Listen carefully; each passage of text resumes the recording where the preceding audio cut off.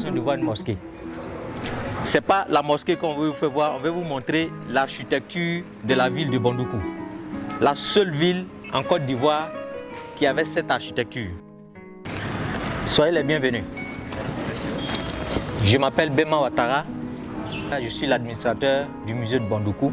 J'ai demandé qu'on fasse un cercle, parce qu'on commence toujours un circuit avec un cercle.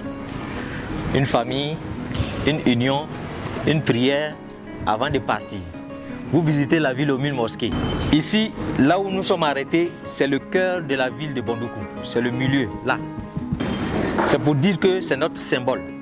C'est très important. Ce que je vais vous dire ce matin, quand vous rentrez dans la ville, sachez que vous avez déjà pris de l'onction. La seule ville où vous avez 1000 mosquées, 8 chapelles de l'église catholique, vous avez près de 150 églises évangéliques. L'animisme, c'est très développé ici. Tout ça regroupé dans un seul site. La ville de Bandoukou vous réserve assez de surprises. Vous avez les célèbres peintres ivoiriens, des célèbres artistes ivoiriens qui ont accepté d'exposer ici. Des grands peintres comme Thomas, comme Francasso, Barthes. Mais je suis venu m'arrêter là, ici, tout de cette chaise parce qu'elle est beaucoup symbolique. C'est sculpté par un jeune, environ 16 ans, qui sculpte ça à la main sans l'intervention d'une machine. Il a fait ça à la main. Donc quand il sculptait les chaises, il y a un petit miracle derrière. Quand il finit, il est difficile de déplacer la chaise. On ne comprenait pas.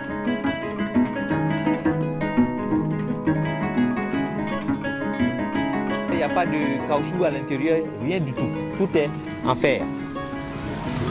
Le charbon, on mettait du charbon là, dans ce réservoir. Voici le truc. Et puis, on va placer quelqu'un ici.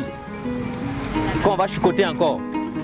Lui aussi, il doit manipuler le ventilateur pour activer le feu. Et ça va émettre de la vapeur. Quand vous êtes à Korogo, vous faites l'initiation au Poro. On va vous dire qu'il vous reste une dernière école et tout le monde n'a pas accès à cette école. C'est l'école du Bédou. Et c'est le masque qui est devant. Donc c'est le masque qui a fait son apparition au stade lors de l'ouverture de la CAN en Côte d'Ivoire. D'accord? Ici, ce masque, quand je suis arrêté à côté de lui, c'est seulement le visage. C'est la tête, les cheveux et puis le menton. Ça, c'est le visage du masque. Quand il est arrêté devant vous, il fait 6 mètres de haut. Et donc, c'est le masque le plus grand d'Afrique. Et le plus volumineux parce qu'il fait environ 2 mètres.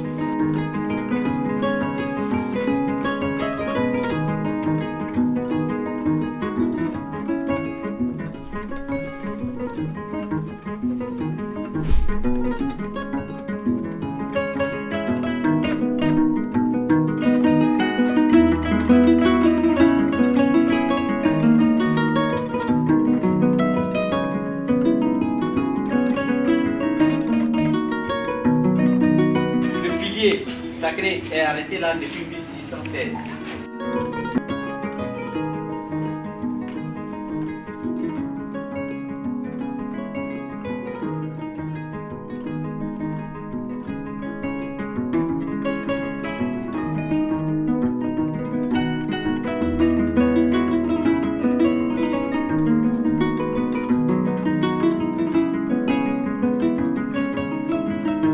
Il est venu prier à la mosquée.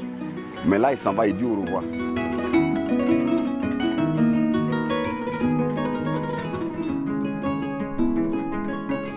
C'est une maison qui a été construite par Aboubakar Touré, riche commerçant de métaux précieux, de coton, de sel, de tout ce que vous pouvez connaître. C'est un grand commerçant. Donc autrefois, il fallait construire des maisons comme ça quand vous avez les moyens. C'était des maisons de riches. On pourrait même dire que les Saints sont les premiers habitants. Pourquoi? Parce que le chasseur fondateur du village qu'on appelle Mela, qui a fondé ce village-là, était un chasseur d'éléphants. Donc Soko, ça veut dire la route de l'éléphant. Et vous avez bien vu... Solokolo. Solokolo. Ça veut dire la piste des éléphants. La piste des éléphants. Donc vous avez bien vu, on tire des coups de feu pour dire qu'il y a un singe qui est parti. Et on fait leur funérailles. Voilà.